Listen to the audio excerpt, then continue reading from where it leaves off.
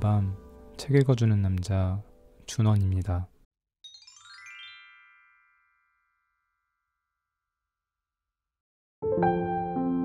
안녕하세요. 준원입니다. 날씨가 너무 추워요.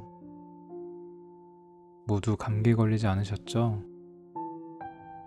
이제 2020년도 2주밖에 남질 않았네요. 코로나로 인해 연말 분위기도 많이 차갑지만 우리 조금만 더 힘내보도록 해요. 화이팅! 오늘 제가 읽어드릴 책은 말센스라는 책입니다. 책 소개 먼저 해드릴게요. 이 책의 저자인 셀레스트 헤들리는 CNN, BBC, MSNBC 등 여러 유명 방송국에서 20년 가까이 뉴스와 각종 프로그램을 진행한 베테랑 방송인이다. 그녀가 테드에서 진행한 강연은 전 세계적으로 1300만 조회수를 기록함으로써 대화법 분야 최고 조회수를 기록했다. 그녀는 방송국 스튜디오를 항상 대화 실험의 장으로 여기고 어떤 식으로 대화를 나눠야 사람들과의 소통이 보다 훌륭하게 될 수 있는지 연구해왔다. 그녀가 이 책에서 제시하는 내용은 단순히 말솜씨나 말재주를 향상시키기 위한 대화술이 아니다. 대신 저자는 상대가 누구이든 어떤 대화 상황이든 반드시 지켜야 할 대화의 원칙들을 제시한다. 그런 대화의 원칙들을 지킨다면 말재주가 부족하더라도 얼마든지 진실되고 훌륭한 대화를 나눌 수 있게 될 것이며 유쾌하고 기분 좋은 소통이 가능하게 될 것이다. 사람들 사이의 대화는 필수적이고 그 안에서 말을 잘하고 싶은 건 모두 같은 마음일 겁니다. 말이나 대화에 관한 책들이 시중에 많이 있지만 이 책의 차별점은 말을 잘하는 방법이나 기술을 가르쳐주는 것이 아니라 책 제목처럼 방법, 기술을 넘어선 센스에 초점을 맞춰 얘기한다는 것입니다. 우리가 흔히 연애를 글로 배웠어요, 책으로 배웠어요 라고 말하듯 이론적인 것들만 제시하지 않고 저자가 직접 실험을 통해 얻은 결과와 경험을 바탕으로 풀어내는 내용들이 현실적으로 더 와닿고 신뢰가 갑니다. 이 책에는 총 16가지의 말센스가 담겨 있는데 저는 그중 2가지의 말센스를 골라서 읽어드리도록 하겠습니다. 그럼 오늘도 편안하게 들어주세요.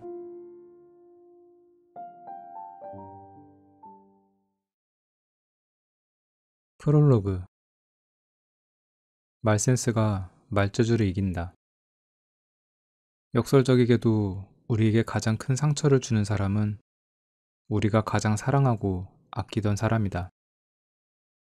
우리는 가장 잘 알고 있고 가장 친하고 가장 많은 말을 주고받았던 사람들로부터 가장 큰 상처를 받는다. 하지만 어쩌면 그건 당연한 일이기도 하다. 마음의 상처라는 것은 서로 함께한 시간의 길이에 비례하기 때문이다.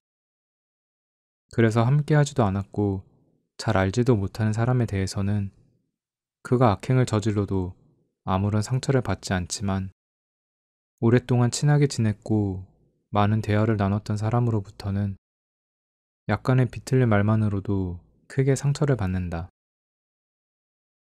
그런데 여기서 우리가 잘 생각해 봐야 할 것이 있다. 우리가 진실로 아끼고 사랑하던 사람에 대해 우리는 얼마나 잘 알고 있는 것일까? 니콜러스 애플리라는 심리학자도 그것이 궁금했는지 직접 사람들을 대상으로 실험을 해보았다. 6년 이상 함께한 부부를 대상으로 서로에 대해 얼마나 잘 알고 있는지 테스트해 본 것이다. 애플리는 실험에 참여한 부부들에게 파트너에 대해 얼마나 잘 알고 있는지 10가지 질문을 던졌다. 그리고 점수를 보여주기 전에 자신들의 점수가 얼마나 될지 물어보았다. 부부들은 서로가 적어도 10가지 중에 최소한 8가지는 맞췄을 것이라고 확신했다. 하지만 그들이 실제로 맞힌 것은 4개에 불과했다. 부부 사이뿐이겠는가? 우리는 가족, 친구, 직장 동료와의 관계에서도 똑같은 착각을 한다. 그래서 대화를 나눌 때도 그와 똑같은 착각이 작동한다. 예를 들어 어느 날 친한 친구로부터 회사에서 해고당했다는 얘기를 들었다고 해보자. 그때 당신은 뭐라고 말해주겠는가? 아마도 이런 식으로 말할지 모른다. 그 회사 잘 그만뒀어. 너 같은 인재를 알아보지 못하다니 한심한 회사야. 나도 2년 전에 회사를 그만둔 적이 있잖아. 나도 그땐 서글픈 기분이었어. 하지만 금방 재취업에 성공했잖아. 내가 널 잘 아는데 넌 의지가 강하니까 더 좋은 회사를 구할 수 있을 거야. 너보다 능력이 모자란 나도 재취업에 성공했잖아. 하지만 생각해보자. 만약 친구를 해고한 회사가 친구가 가장 입사하길 원했던 회사라면, 또 친구가 지금 당장 일을 하지 않으면 경제적으로 큰 문제가 생기는 상황이라면, 그래서 친구는 지금 서글픈 정도가 아니라 절망적인 상태라면, 그리고 친구에게는 자신감이 부족해서 재취업에 대한 두려움이 당신보다 훨씬 크다면, 상대에게 어떤 큰 문제가 생겼을 때 곧바로 어떤 해결책을 제시하는 것은 그리 현명한 방법이 아니다. 아무리 오랜 시간을 함께한 친구라도 우리는 그 친구가 지금 어떤 상황에 처했는지, 어떤 기분인지 정확히 알 수는 없기 때문이다. 게다가 상대의 처지를 내 경험과 비교하는 것은 더 좋지 않다. 문제를 해결하는 방식은 사람마다 다르고 처한 상황에 따라 달라지기 때문이다. 그렇다면 어떻게 하는 것이 좋을까? 진심 어린 대화와 관련하여 수없이 고민하고 연구했던 내 경험을 예로 들자면 이렇다. 나는 이혼 절차를 밟고 있던 친구와 긴 대화를 나눈 적이 있다. 친구와 나는 전화기를 들고 40분 동안이나 이야기를 나눴는데 통화가 끝날 무렵 친구가 나에게 말했다. 조언 고마워. 네 덕분에 문제가 조금 해결된 것 같아. 그 말을 듣고 나는 많이 놀랐다. 사실 나는 거의 아무 말도 하지 않고 듣기만 했기 때문이다. 조언이라니. 내가 한 말이라고는 힘들었겠구나. 참 안타깝다와 같은 몇 마디 말뿐이었다. 40분 동안 내가 말한 시간은 채 1분도 되지 않았다. 대화란 주고받는 것이다. 하지만 그 주고받는 것이 꼭 말이어야 할 필요는 없다. 많은 전문가들이 대화 능력을 키우기 위해서 이런저런 대화 스킬을 배워야 한다고 말하지만 실제 대화에서는 그런 것들이 그다지 중요하지 않다. 예를 들어 화술에 관한 책을 읽다 보면 상대와 눈을 마주쳐라. 흥미로운 주제들을 준비하라. 들은 내용을 되풀이하면서 호응해줘라. 라는 말들이 나온다. 혹시 화법에 대한 책을 읽고 이런 스킬들을 대화에 적용해 본 적이 있는가? 아마 있다 해도 기억이 잘 나지 않을 것이다. 대화를 나누다 보면 스킬 같은 것은 금세 잊어버린다. 대화에서 스킬이 결정적 요소가 아니라는 건 똑똑한 사람들과의 대화에서 더 분명하게 알 수 있다. 당신은 가끔 무척 말도 잘하고 똑똑하다고 평가받는 사람들과 대화를 나눠본 적이 있을 것이다. 그들은 아는 것도 많고 매우 논리적이며 말도 유창하다. 그런데 그들과의 대화가 즐거웠는가? 아마도 그렇지 못했을 것이다. 왜? 그런 사람들은 자기가 하고 싶은 말에만 집중할 뿐 내 얘기를 경청해 주지는 않기 때문이다. 소통에서 가장 중요한 것은 공감이다. 그런데 그 공감이 말재주나 말솜씨가 뛰어나다고 생겨나는 것은 아니다. 상황에 따라 단 한마디 말, 혹은 진심 어린 표정만으로도 얼마든지 공감은 가능하고 어떤 경우엔 아무 말 없이 계속해서 들어주는 것만으로도 충분하다. 우리가 알고 있는 소통의 달인들은 의외로 말솜씨가 유창하지 않는 경우가 많다. 그들의 말은 절제돼 있고 과도한 제스처도 사용하지 않는다. 당신에게 훌륭한 조언이나 충고를 해줬던 사람들을 떠올려 보자. 그 사람은 당신의 어머니일 수도 있고, 애인일 수도 있고, 동료이거나 친구일 수도 있다. 그런데 과연 그들이 당신에게 조언이나 충고를 할 때 유창한 말솜씨로 당신을 위로하고 어루만졌던가? 아마도 아닐 것이다. 그들은 오히려 가만히 당신의 말에 귀 기울이는 것으로 당신의 마음을 편안하게 해주었을 것이다. 그래서 내가 이 책에서 주로 들려주고자 하는 것은 말을 잘하기 위한 스킬이 아니라 소통을 잘하기 위한 원칙들이다. 이 원칙들은 지켜도 되고 안 지켜도 그만인 것들이 아니라 어떤 상황에서도 어떤 상대와도 반드시 지켜야 하는 것들이다. 인터넷과 SNS의 발달로 우리의 인간관계는 이전보다 훨씬 다양해지고 폭넓어졌지만 역설적이게도 우리의 소통 능력은 오히려 더욱 퇴화하고 외로움은 더 커지고 있다. 사람들은 SNS에 익숙해진 나머지 누군가와 대면해서 대화하는 것은 물론이고 전화로 얘기를 나누는 것조차 두려워한다. 심지어 사랑 고백이나 이별 인사조차도 간단히 문자로 이루어지는 세상이다. 사람들이 끊임없이 스피치 학원을 찾고 대화법 책이 계속해서 팔리는 것도 어쩌면 이런 이유 때문이다.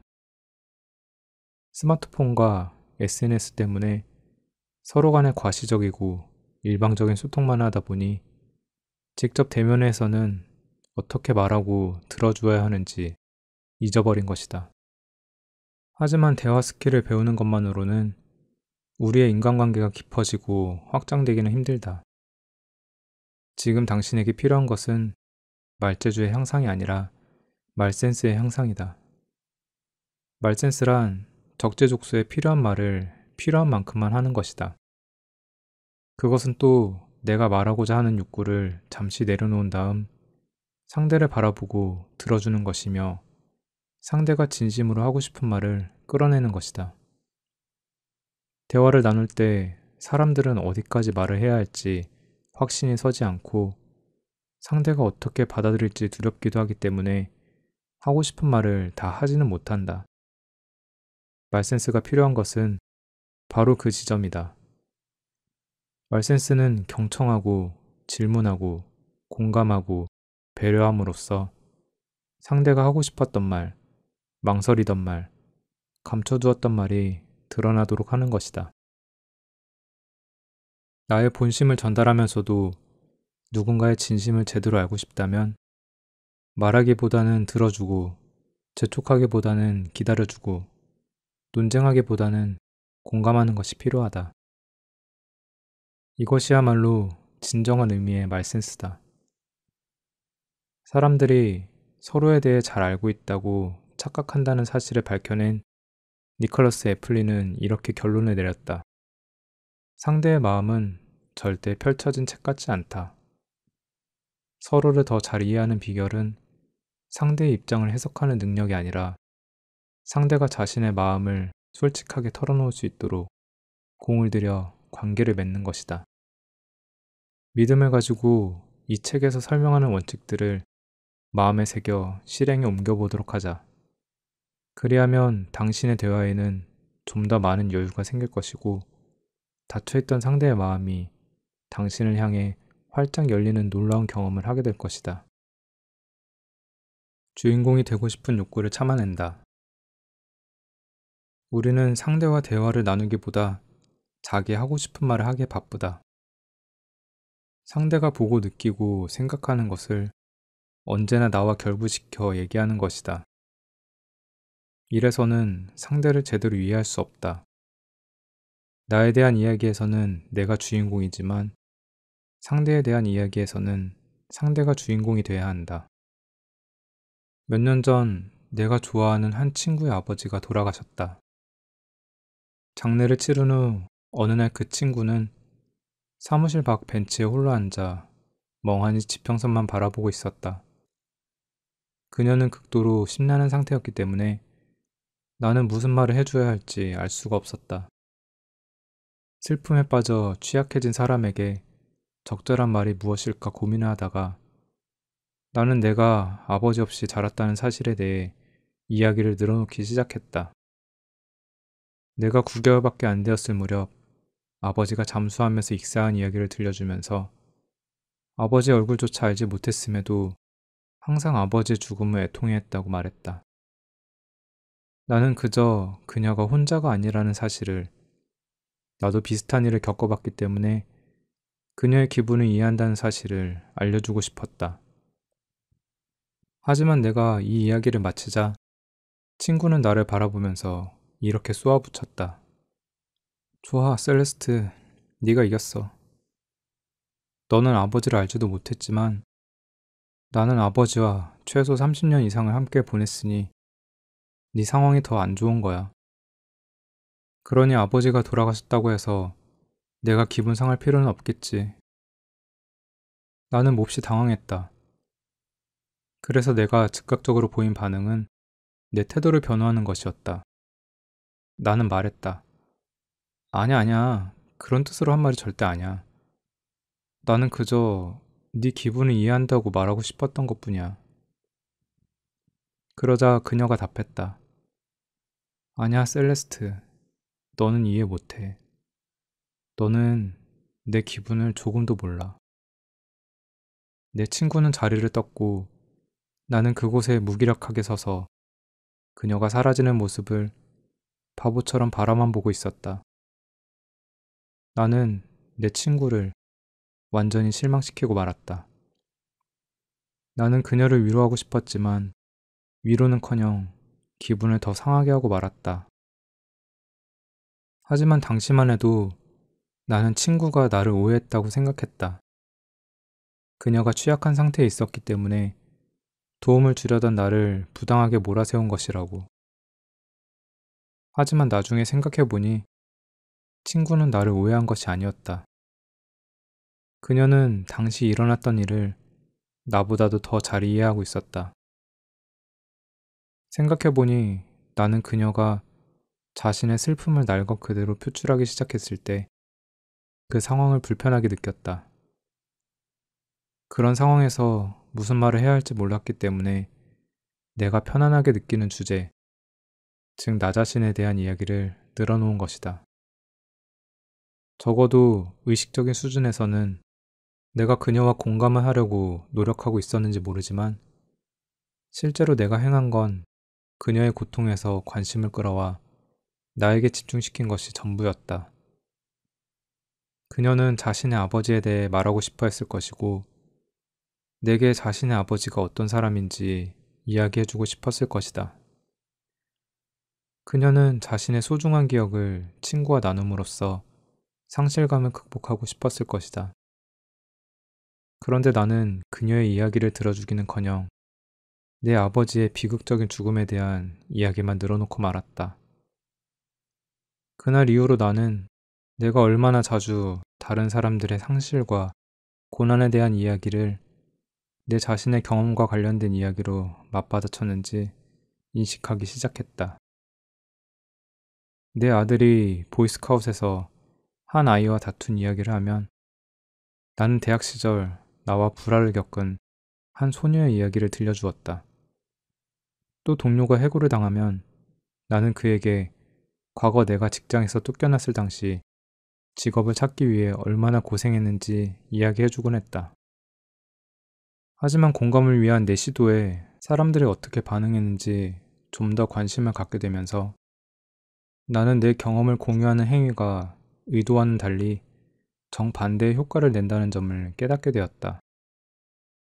어려움에 처한 사람들이 필요로 하는 건 자신의 이야기에 귀를 기울여주면서 자신의 경험에 공감해주는 것이다. 하지만 나는 도리어 그들에게 내 이야기를 듣고 나를 인정해달라고 강요하고 있었다. 사회학자인 찰스 더번은 내가 그랬던 것처럼 대화 속에 자기 자신의 경험에 대해 이야기하는 성향을 대화 나르시시즘이라고 칭했다. 이 성향은 대화의 주도권을 쥐고 대화를 이끌면서 대화의 초점을 자기 자신에게 돌려놓고자 하는 욕망으로 스스로는 알아차리기 힘든 경우가 많다. 더번은 대화 나르시시즘에 대해 이렇게 말했다.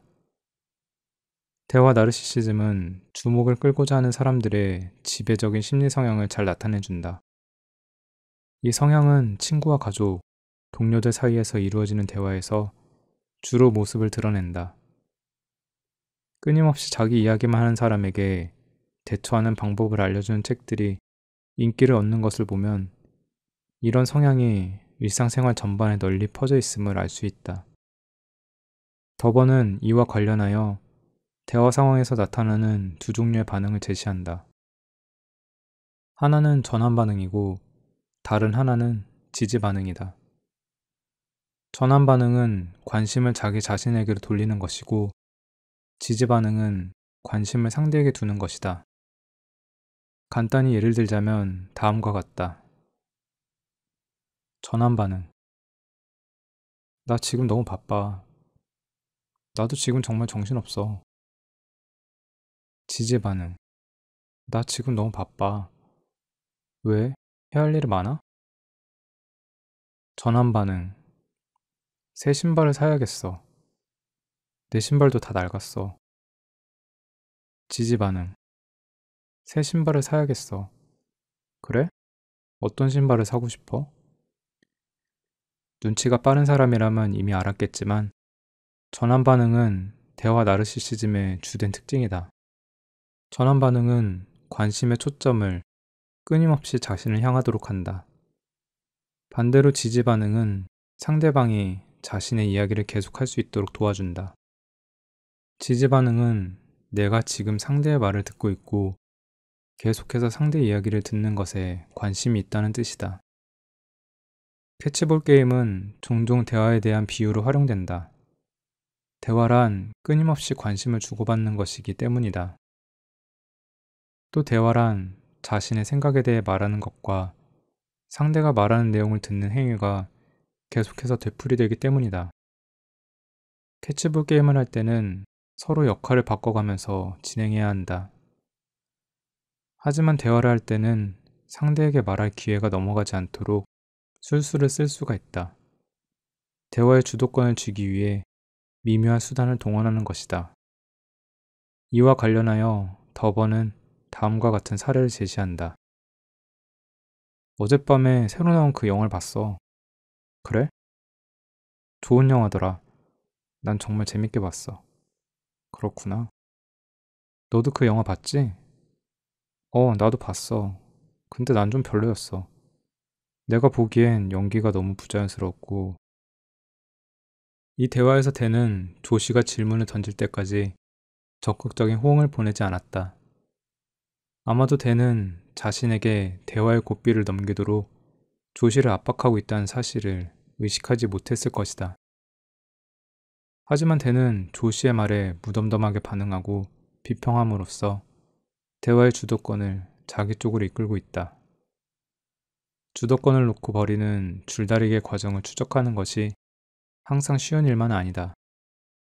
때때로 우리는 초점을 바꾸기 위한 자신의 시도를 매우 교묘하게 위장한다. 우리는 상대를 지지하는 듯한 언급으로 시작해서 우리 자신에 대한 언급으로 말의 흐름을 바꾸기도 한다. 예컨대 친구가 당신에게 방금 승진했다고 말할 때 우리는 이런 식으로 반응할 수 있다. 잘 됐네, 축하해. 나도 내 상사한테 승진시켜달라고 해볼 생각이야. 승진이 되었으면 좋겠네. 만약 이렇게 말했더라도 곧바로 다시 관심의 초점을 상대방에게 넘겨주기만 한다면 이런 반응 또한 그럭저럭 괜찮은 것일 수 있다. 하지만 계속해서 관심의 초점을 상대가 아닌 내 자신에게로 돌리려 한다면 문제가 생긴다.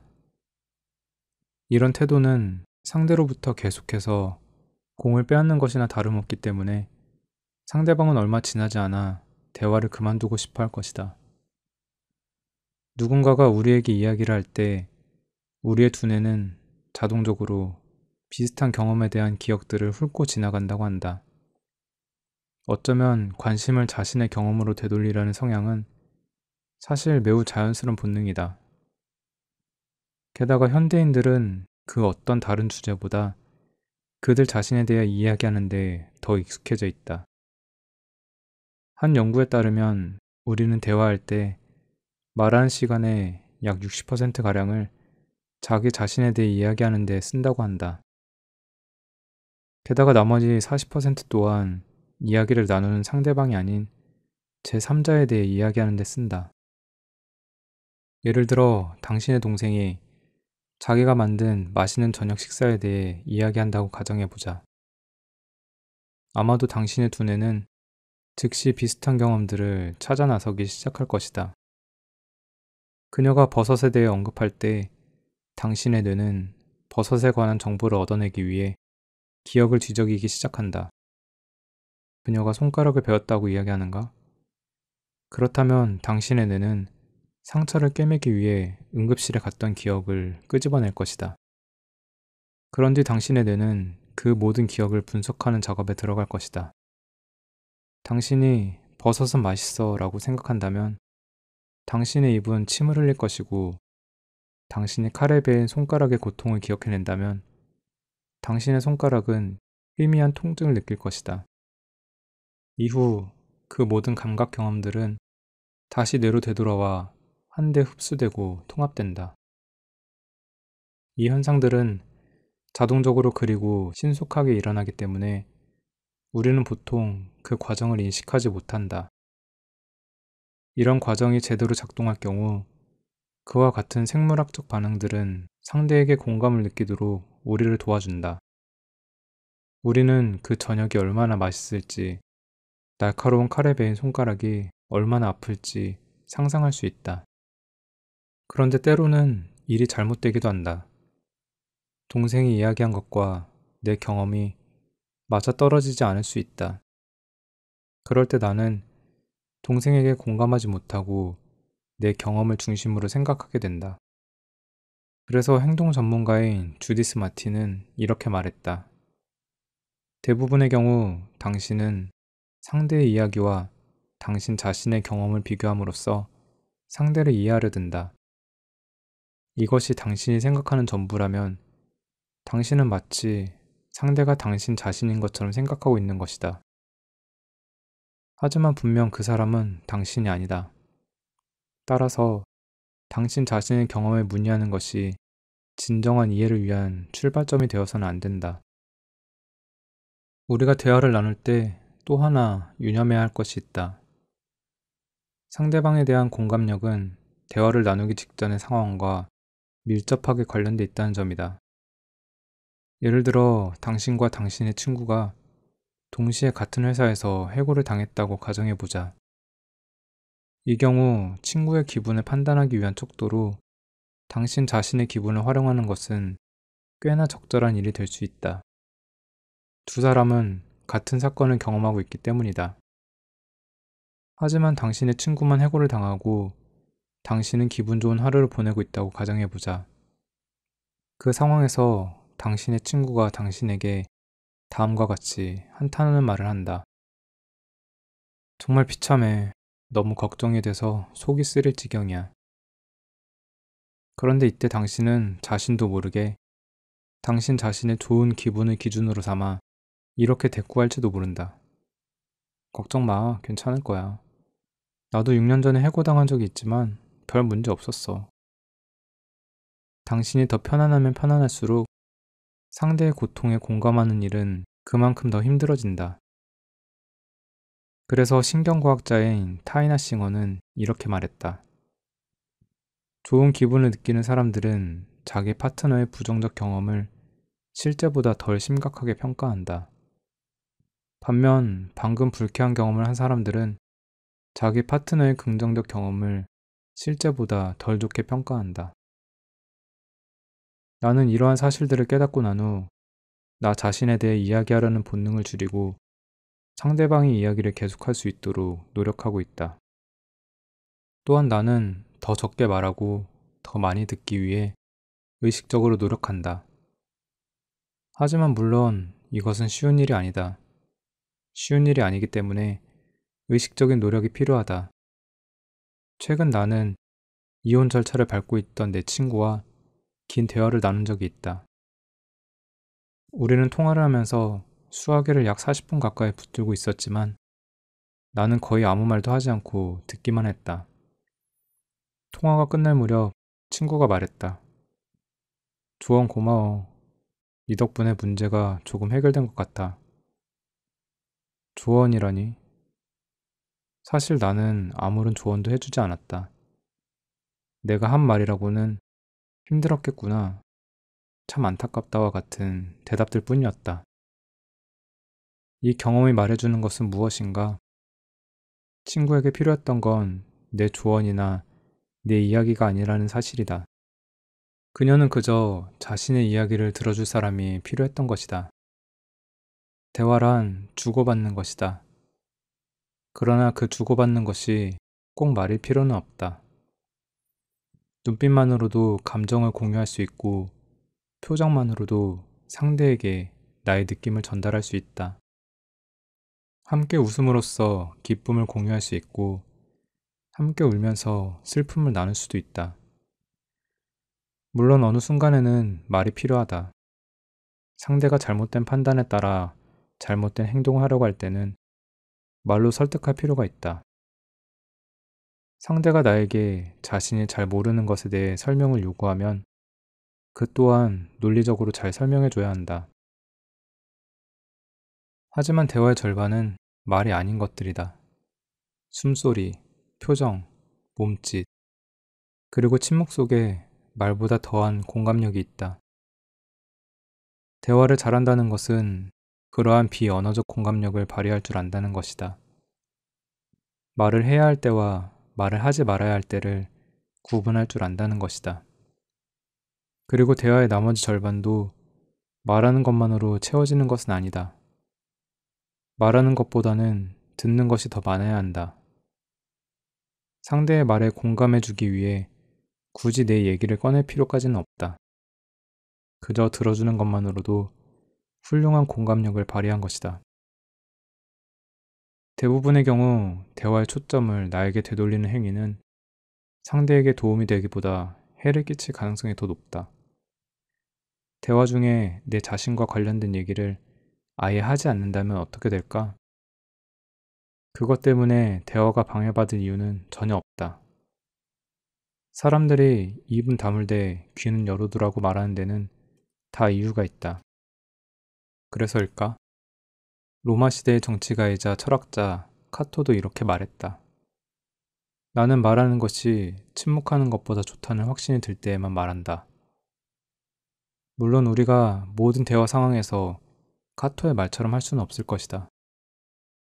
하지만 누군가와 대화를 나누기 전에 카토의 말을 한 번 더 되새긴다면 대화는 보다 발전적이고 생산적이 될 것이다. 말재주와 말센스는 다르다. 말을 잘하고 싶은가? 그렇다면 말하고 싶은 욕구를 참는 것부터 배워야 한다.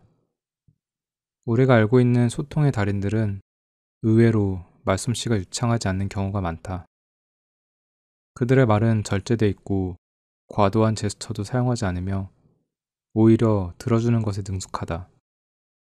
나는 내 테드 강연을 보거나 들은 사람들에게 종종 질문을 받는다.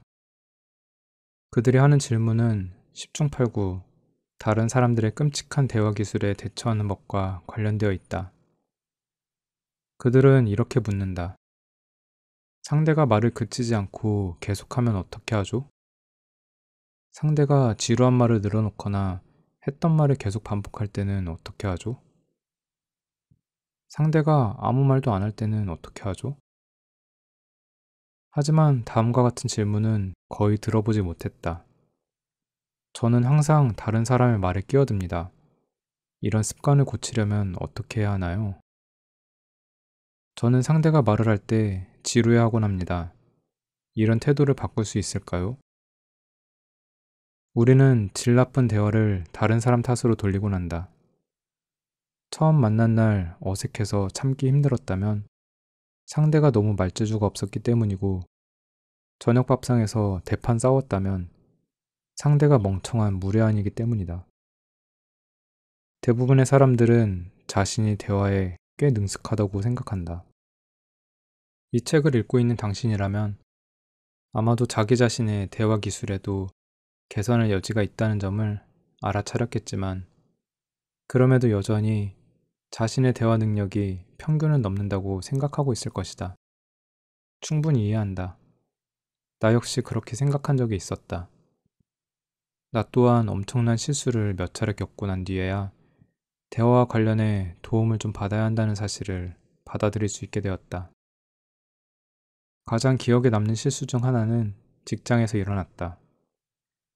나는 견딜 수 없게 된 동료에 대해 이야기를 하려고 내 상사와 미팅 일정을 잡아놓은 상태였다. 나는 동료의 행동이 단순히 짜증나는 수준을 넘어 학대에 가깝게 변질되어 버렸다는 점을 어떻게든 설명해야 했는데 결코 쉽지 않으리란 점을 잘 알고 있었다. 누군가가 당신 물건을 훔치거나 당신을 건드리거나 좋지 않은 단어로 공격한다면 그냥 그것을 지적하면 된다. 하지만 행동에 배어있는 미묘한 태도에 대해 지적하는 건 훨씬 어려운 일이다. 그래서 나는 세심하게 준비를 했다. 나는 직장에서 어려운 대화를 나누는 법에 관한 글들을 찾아 읽었고, 심지어는 남편과 함께 리허설까지 했다. 그 녀석이 악의가 없었다고 말한다면 당신은 뭐라고 답할래? 몇 차례 일어난 일이 아니라 오래도록 계속된 행동 패턴이라고 말할 거야. 그냥 장난하는 거라고 말하면? 부적절한 농담을 계속 던지는 건 조금도 우습지 않고 털어버리라고 말하는 것만으로 해결된 문제가 아니라고 답할 거야. 두말할 필요도 없이 나는 상사의 사무실로 걸어 들어가면서 준비가 되었다는 느낌을 받았다. 불안하긴 했지만 나름대로 자신감도 있었다. 숙제를 마쳤기 때문이다. 나는 메모도 해두었고 사례 연구도 충분히 한 상태였다. 모든 것이 완비되어 있었다. 하지만 현실은 그렇지가 못했다. 상사와 마주 앉았을 때 나는 손바닥에서 땀이 나는 것을 느꼈다. 운동할 때조차 안 나는 땀인데 말이다.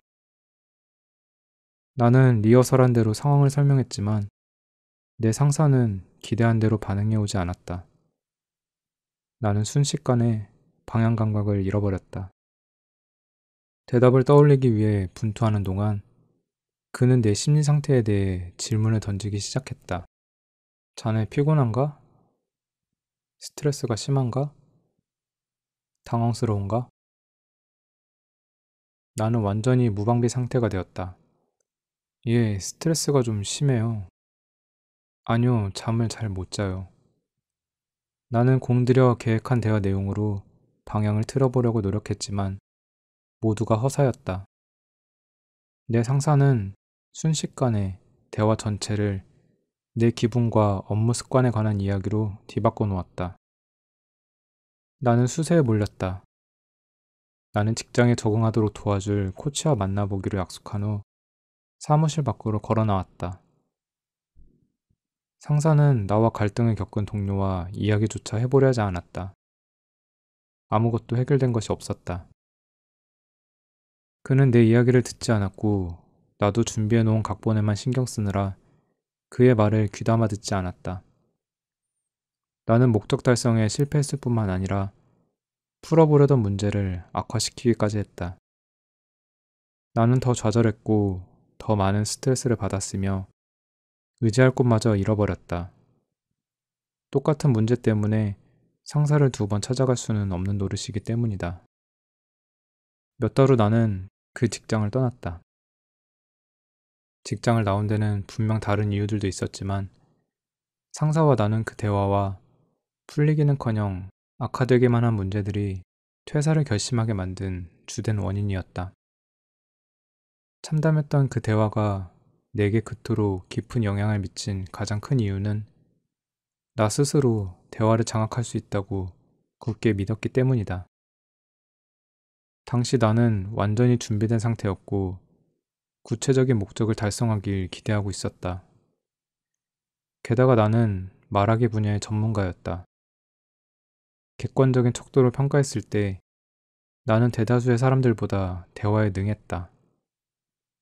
나는 약 12년에 걸쳐 라디오 리포터와 앵커로 활동한 경력이 있었고 최고의 인터뷰 코치들과 함께 연구하기도 했으며 명망 있는 학술 단체에도 참여했고 대화와 관련된 책들도 무수히 읽었다. 나는 대화라는 주제를 놓고 전문가들과 인터뷰를 한 적도 있고 수년에 걸쳐 인간의 대화를 연구한 사람들과 이야기를 나누기도 했다. 따라서 나는 마땅히 대부분의 사람들보다 의사소통에 능해야만 했다. 하지만 실제로는 그렇지 못했다. 그날은 내 두 눈이 번쩍 뜨인 날이었다. 저널리즘 분야에서 경력을 쌓는 동안 나는 대화 능력이 떨어지는 사람들에 관해 읽은 적이 있다. 당시만 해도 내가 그들 중 한 명일 것이라고는 생각도 못했다. 나는 워크숍에 참석해 강연을 듣다가 인터뷰 진행 도중 게스트에게 주도권을 빼앗기고만 가련한 리포터들의 이야기를 듣고는 주제넘게 웃음을 터뜨리기까지 했다. 내 자신도 그런 일을 당할 수 있다는 걸 꿈에도 생각지 못했다. 나는 내가 그런 일을 당하고서야 겨우 현실을 깨달은 것이다. 많은 사람들이 대화를 쉽게 생각하지만 훌륭한 대화는 저절로 이루어지는 것이 아니다. 우리 대부분이 두세 살 때부터 단어들을 연결하면서 대화 훈련을 거듭해 왔다는 것은 사실이다. 하지만 문제는 우리가 그 기나긴 기간 동안 잘못된 것을 훈련하는데 시간을 허비해 왔다는 것이다. 우리는 똑같은 실수들을 전생에 걸쳐 반복해 왔다. 안타깝게도 이 문제를 인식하는 사람은 거의 없다. 사실 우리는 자신의 대화 능력을 우리가 직장에 있든 학교에 있든 아니면 집에 있든 실제보다 훨씬 더 높게 평가하는 경향이 있다. 축적된 데이터 역시 이 사실을 뒷받침해준다. 수많은 연구 결과들은 자신의 의사소통 기술에 대한 우리의 인식이 별로 정확하지 못하다는 점을 보여줘 왔다. 사회심리학자이자 코넬 대학교 교수인 데이비드 더닝은 10년 이상에 걸친 연구 끝에 이렇게 말했다. 사람들은 자신들의 사회적 능력과 지적 능력에 대해 과도하게 우호적인 관점을 취하는 경향이 있다. 또 다른 연구자는 머리가 좋은 사람들이 의사소통에 무능한 경우가 많다는 점도 보여주었다. 사실 지적이면 지적일수록 의사소통 능력은 그만큼 더 떨어지기 쉽다. 나는 나 자신이 나름 똑똑하다고 생각한다. 이 정도는 말해도 괜찮을 듯하다. 나보다 훨씬 똑똑한 사람들과 대화를 나누는 것이 내 일상 업무이기 때문이다. 천체 물리학자나 신경과학자, 퓰리처상을 수상한 소설가들과 정기적으로 인터뷰를 하려면 지적 능력이 어느 정도는 돼야 한다. 또한 나는 소위 창의적이라 불리는 기질도 소유하고 있다. 나는 음악 관련 학위가 있는 전문적 오페라 가수다. 나는 항상 똑똑하고 창의적인 것이 의사소통 능력이 뛰어난 것과 연관된다고 생각해왔다. 더 구체적으로 설명하자면 내가 그렇게 생각하게 된 이유는 내 발음이 또렷했기 때문이다. 나는 대화할 때 말 하나는 시원하게 잘했다. 하지만 이런 능력은 의사소통 능력과는 전혀 무관하다. 말을 잘한다고 상대의 말을 더 잘 듣는 건 아니며 똑똑한 사람들이 상대의 말에 귀 기울이는 것에는 훨씬 더 형편없다. 또 높은 수준의 교육을 받은 사람들은 논리에 엄청난 가치를 부여하면서 감정의 중요성은 무시해버리는 경향이 있다. 물론 감정에 호소하는 주장만 해서는 논쟁에서 이길 수 없는 것이 사실이지만 대화는 논쟁이 아니다. 인간은 선천적으로 비논리적이고 감정적인 존재이다. 대화에서 감정을 제거하거나 제거하려고 시도한다면 대화에 담긴 엄청난 의미를 잃어버리게 될 것이다. 예를 들어 우리는 가끔씩 감정적 반응에 대응하기 위해 사실을 동원하곤 한다. 친구가 임박한 이혼에 대해 이야기를 늘어놓기 시작하면 우리는 다음과 같은 말로 그 친구를 위로한다. 나쁘게 볼 것 없어. 결혼한 부부 중 절반 정도는 결국 이혼한다고 하잖아. 걱정 마. 어떤 심리학자는 이혼이 자녀와 건강한 관계를 지속할 기회를 증대시켜줄 수도 있다고 말했어. 이 말들은 모두 사실이지만 그런 언급은 정서적 지지를 필요로 하는 친구에게는 전혀 도움이 안 된다. 대화는 대학 강의나 테드 강연 같은 것이 아니다. 힘들어하는 친구의 말을 들어주는 것이 아무리 어색하게 느껴진다 하더라도 논리로 도피하는 것은 올바른 반응이라 할 수 없다. 자신의 고통을 토로하는 사람에게 상투적으로 제공되는 위로의 말들을 떠올려보라. 기회는 얼마든지 있다. 이런 말이 비록 사실일지는 모르지만 나는 그런 말이 막 해고당한 사람에게 도움이 될 것이라고 생각하지 않는다. 그 일은 처음부터 너에게 안 맞았어. 운다고 해결될 문제가 아니야. 사람들이 쳐다보잖아. 이런 말 역시 위로하는 거리가 멀다. 논리를 통해 감정적인 문제에 접근하려는 전략은 실패하기 마련인 것이다. 논리는 감정을 무력화시키고자 시도하지만 감정은 약점이 아니고 무용한 것도 아니다. 인간은 사회적 동물인 만큼 우리의 감정은 유용한 동시에 중요하기도 하다. 대화 당사자들이 IQ와 EQ를 모두 사용할 때만 비로소 훌륭한 대화가 이루어질 수 있다. 또 논리를 동반한 지성은 훌륭한 대화를 방해하기도 한다. 지성이 높은 것만으로 간주되는 사람들은 스스로를 다른 사람들보다 더 명민하고 사례에 밝은 것으로 간주하기 때문에 자신보다 지적 능력이 떨어진다고 생각하는 사람들과 대화하게 되었을 때 자신이 무언가를 이해하지 못한다는 사실을 인정하려 들지 않는다. 그들은 상대의 말을 이해하지 못했다는 사실을 인정하는 것이 자신이 생각만큼 똑똑하지 못하다는 사실을 인정해야 하는 것으로 느껴지는 것이다. 그래서 나는 대화 과정에서 발생한 문제점들에 대해 상대와 터놓고 얘기할 것을 권한다. 대화를 하다가 무언가 빗나가고 있다는 것을 느끼면 상대에게 피드백을 요청해보라. 당신이 기대한 대로 대화가 진행되지 않았다는 점을 상대에게 알린 뒤 자신이 잘못 이해한 것은 없는지, 요점을 제대로 파악하지 못한 것은 아닌지 솔직하게 물어보는 것이다. 그런 뒤 상대가 하는 말에 귀를 기울여라. 기분 나빠하지 말고 상대가 하는 말을 잘 들어보라. 아마도 처음에는 형제자매나 친구처럼 친한 사람에게 물어보는 것이 좋을 것이다.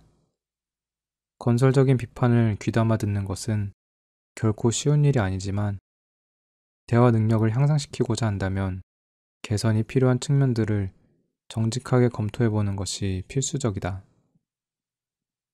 일단 나의 대화 기술에 문제가 있다는 점을 인정하고 나자 잘못된 점들이 눈에 들어오기 시작했다. 나는 라디오 스튜디오에서 사람들에게 말을 하고 난 뒤 실수했거나 개선의 여지가 있는 부분이 어디인지 피드백을 받았다. 당연한 말이지만 나는 대화 기술이 향상됨에 따라 스튜디오의 안과 밖에서 이루어지는 의사소통의 질 역시 향상되는 것을 느낄 수 있었다. 내가 상대의 말에 귀를 기울이자 수줍어하던 사람들이 더 많이 말을 걸어왔고 대화에 더 집중하는 모습을 보이자 말 많던 사람들이 장황하게 말하는 것을 자제하기 시작했다. 삶에서 마찬가지로 대화에서도 당신은 다른 사람의 말과 행동을 통제할 수 없다. 당신이 통제할 수 있는 건 오직 당신 자신뿐이다. 하지만 때로는 그것만으로도 충분하다. 라디오에 출연했던 게스트들 가운데 내가 가장 좋아하는 사람은 소설가인 살만 루슈디이다. 나는 20년에 걸친 방송 활동 동안 만난 다른 어떤 사람보다 그를 더 자주 인터뷰해 왔다. 내가 그를 좋아하는 이유는 내 질문에 진심으로 귀를 기울인 뒤 신중하게 답변해 주었기 때문이다. 그는 가끔씩 대답을 하기 전에 한동안 생각에 잠기기까지 한다. 그런 태도를 취하는 건 결코 쉬운 일이 아니다. 많은 사람들이 논란거리로 무장하고 달려드는 방송 영역에서는 특히나 더 그렇다. 루시디와의 인터뷰를 통해 나는 스스로에게 이렇게 물어보았다. 나도 루시디처럼 함께 대화하기에 즐거운 사람이 될 수 있을까? 나는 다른 사람들의 말에 귀 기울여 듣고 반응하는가? 아니면 미리 준비해둔 근사한 말만 하려고 상대의 말이 끝나기만을 기다리는 것인가? 루시디와 세 번째로 인터뷰를 나눈 후부터 나는 그의 말에 주의 깊게 귀를 기울인 후 반응하는 횟수가 얼마나 되는지 기록하기 시작했다. 나는 내가 그의 말에 진심으로 귀를 기울이지 않았다는 사실을 깨달았는데 이는 내가 그와 진정으로 대화를 나누고 있지 않다는 것을 뜻했다. 나는 그가 무슨 답을 하든 상관없이 미리 준비된 질문들만 툭툭 던지고 있었던 것이다. 의사소통과 관련된 우리의 약점들을 못 본 채 하기는 쉽다. 우리는 자신의 실수를 옹호하거나 변명하며 때로는 자신의 약점을 강점으로 재구성하기까지 한다. 예를 들어 오랫동안 친구에게 연락하지 못한 것을 이렇게 변명한다. 그 친구도 바쁘게 지낼 거야. 또 오랜만에 만난 친구와 형식적인 대화를 나눈 후 이렇게 생각한다. 너무 심각한 질문은 우리 둘 모두를 피곤하게 만들고 말 거야. 또 당신의 사무실에서도 마찬가지다. 당신이 사무실에서 동료들과 관계 맺는 것을 꺼려 한다고 해보자. 당신은 스스로에게 이렇게 말할 것이다. 일에 너무 집중하느라 시간 낼 틈이 없었어. 동료들이 일하는 것을 방해해서는 안 되지. 생각은 그렇게 합리화를 하고 있지만 사실 당신은 옆자리 동료에게 아무런 관심도 없는 것인지 모른다. 우리에게는 자신이 취하는 거의 모든 행동을 정당화하는 놀라운 능력이 있다. 패턴 리서치 센터의 경영자이자 의사소통 전문가인 팻 와그너는 이런 정당화를 고결한 결점이라고 부른다. 와그너는 우리가 자신의 대인관계 기술이 얼마나 형편없는지, 그리고 그런 미숙함이 다른 사람에게 어떤 영향을 미치는지 자주 잊어버린다고 말한다. 실제로 우리는 말하는 데 끼어드는 자신의 성향이 회의에서 다른 사람들의 의견 개진을 방해한다는 사실을 알지 못하며 세부적인 상황들을 소홀히 하는 자신의 태도가 다른 사람들을 불안하게 만든다는 사실도 제대로 인식하지 못한다.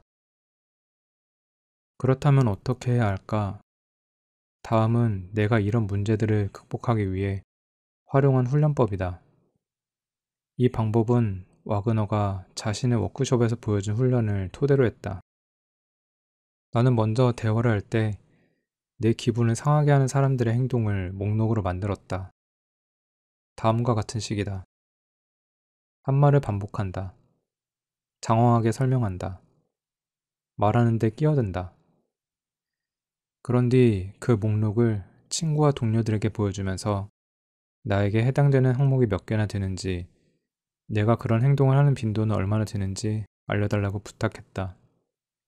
나는 대화 기술을 향상시키기 위해 이런 훈련을 하는 것이니만큼 되도록 정직하게 대답해달라고 요청했고, 답변 때문에 기분 상하는 일은 없을 것이라고 미리 당부해 두었다.